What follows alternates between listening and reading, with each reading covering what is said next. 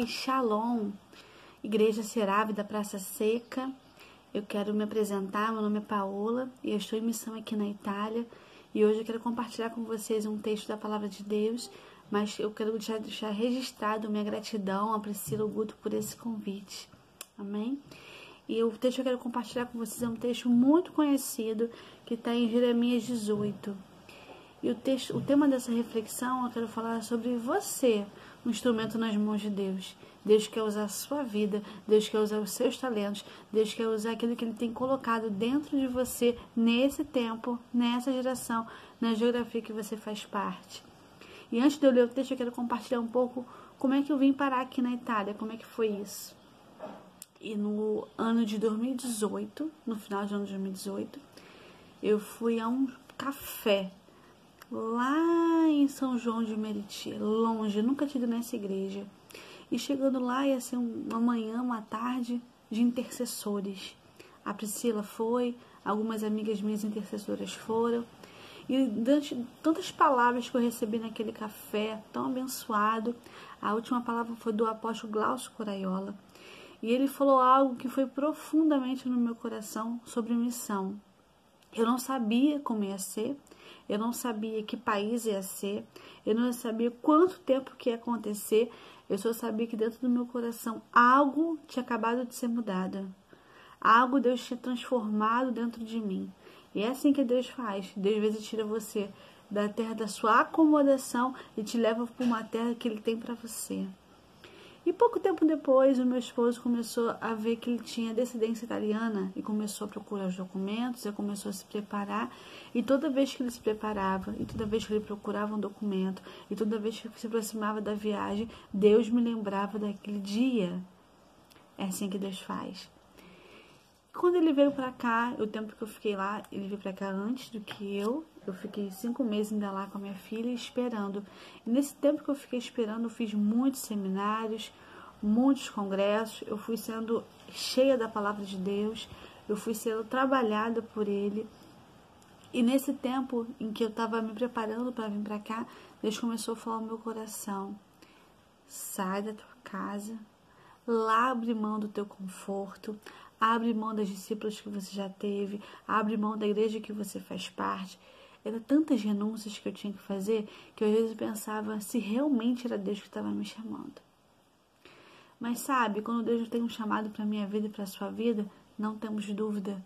Ele vai trazendo aquela paz, aquela certeza, aquela convicção. E eu me vi pensando no apóstolo Pedro, quando teve a sua chamada. O apóstolo Pedro, quando teve a sua chamada, ele estava passando de uma noite inteirinha sem pescar nada. E ele encontrou o Senhor Jesus mandou que ele lançasse a rede novamente. E quando ele lançou a rede novamente, a rede veio cheíssima de peixe. Tantos peixes que o barco dele não conseguiu suportar, teve que chamar um outro barco para vir ajudar. Sabe o que Deus falou com o meu coração sobre esse respeito?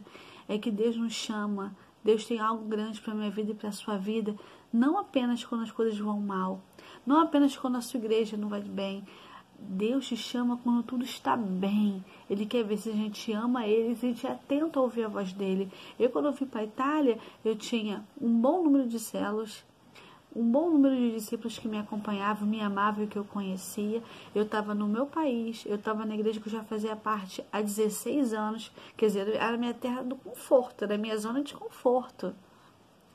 Eu tinha as minhas clientes do que eu trabalhava, a minha vida estava completamente estabilizada. Sabe o que Deus faz? Ele chama assim, quando está tudo indo bem. Quando as nossas coisas estão aparentemente no controle. E fala: olha, eu tenho um novo nível para você. Eu tenho uma nova fase para a sua vida. E Deus chamou a gente para a terra que é do DNA do meu esposo. Eu entendo como é tremendo o DNA, o RNA. É tremendo isso. Porque Ele chama, o sangue grita. E nós estamos aqui hoje, na terra da Itália, clamando ao Senhor por esse povo, querendo exercer a vontade dEle nesse lugar. E não é fácil. E não tem sido fácil. Nós chegamos aqui, eu cheguei aqui em novembro, logo em fevereiro começou uma pandemia. Meu Deus, o coronavírus. O que eu poderia pensar? Meu Deus, aonde que Deus me chamou? Será que Ele realmente me chamou? Será que eu entendi certo? Eu estou exatamente no centro da vontade de Deus. E você? Onde você está? Você está no centro da vontade de Deus? Esse coronavírus tem sido para desespero, para depressão, para pânico, para incredulidade, ou tem sido um tempo em que Deus tem visitado você tremendamente e moldado o seu caráter? Vamos ler o texto? Diz assim a palavra do Senhor. Palavra do Senhor que veio a Jeremias dizendo: Dispõe-te e desce à casa do oleiro, e lá ouvirás as minhas palavras. Desci à casa do oleiro, e eis que ele estava entregue à sua obra somente em rodas. Como o vaso que o oleiro fazia de barro se lhe estragou na mão, tornou a fazê-lo dele outro vaso, segundo bem lhe pareceu. Então veio a mim a palavra do Senhor: Não poderei eu fazer de vós como fez este oleiro, ó casa de Israel, diz o Senhor. Este como barro na mão do oleiro, assim sois vós na minha mão, ó casa de Israel. Até aqui. E o Senhor, Ele é o oleiro, nós somos o barro. Que tipo de barro nós temos sido? Aquele barro endurecido? Aquele barro que não se deixa moldar? Aquele barro cheio de dores, cheio de amarguras, cheio de aflições? Vamos ser o barro que Jesus pode descer, pode moldar, pode modelar, pode desfazer, pode criar vaso novo. O meu conselho para você é o mesmo conselho que eu recebi. Desce à casa do oleiro. Desce da situação que você acha cômoda, sai da sua zona de conforto, desce à casa do oleiro, deixa ele moldar você, deixa ele imprimir em você as digitais dele, deixa ele fazer de você aquilo que ele te chamou para que você seja. Você sabia que antes de você nascer, Deus tinha um plano para a sua vida? Deus tinha um chamado específico para você? O que você tem feito com o teu chamado? O que você tem feito com os dons e talentos que Deus tem para a sua vida? É tempo de descer à casa do oleiro. Deixa ele ser moldada, tratada. Deixa ele tratar o seu caráter. Deixa ele mudar a forma que você pensa. Deixa ele encher você de algo novo na presença dele. Deus quer fazer de você um vaso de honra, para que ele possa encher com azeite puro, um azeite especial, um azeite que ele mesmo espreme, e fazer de você um vaso que transborde para outras vidas. Sabe o que acontece na nossa caminhada cristã? Chega um certo tempo que a gente acha que a gente já é um vaso completamente moldado, um vaso pronto, um vaso que está propício para ser cheio. Mas sabe, na nossa caminhada cristã, há momentos que a gente salve baques. São pequenas rachaduras, tão pequenas que a gente nem percebe. Mas se o Senhor Jesus derramar o azeite novo, o azeite fresco, com nós, comigo, com você, como nós estávamos, a gente não aguenta e todo o óleo é desperdiçado.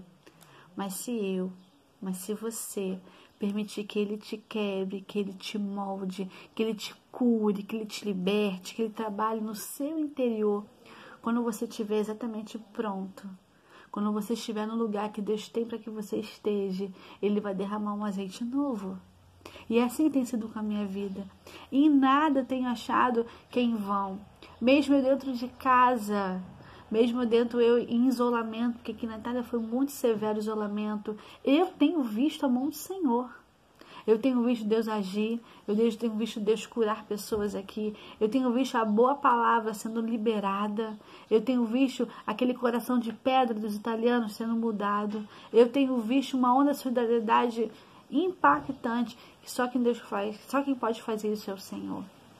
Mas para que tudo isso pudesse ser possível, para que eu pudesse estar aqui, para que eu pudesse estar no centro da vontade de Deus, sabe o que teve que acontecer comigo? Eu tive que descer na casa do oleiro. E descer na casa do oleiro, quando a gente fala assim, ai meu Deus, que lindo, descer a casa do oleiro, meu Deus, que coisa profética, que coisa maravilhosa. Ou, deixa eu te falar uma coisa, descer a casa do oleiro não é fácil. Descer a casa do oleiro depende de mim, de você, renúncia, dor, choro.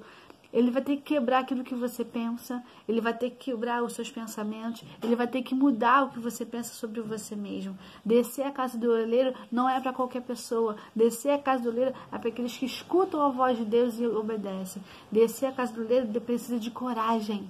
Coragem para que o Senhor possa vir mudar. É bom quando a gente pensa, ai, tá tudo bem, tá tudo perfeito. Quando Deus fala assim, ei, desce a casa do oleiro. Gente, é forte.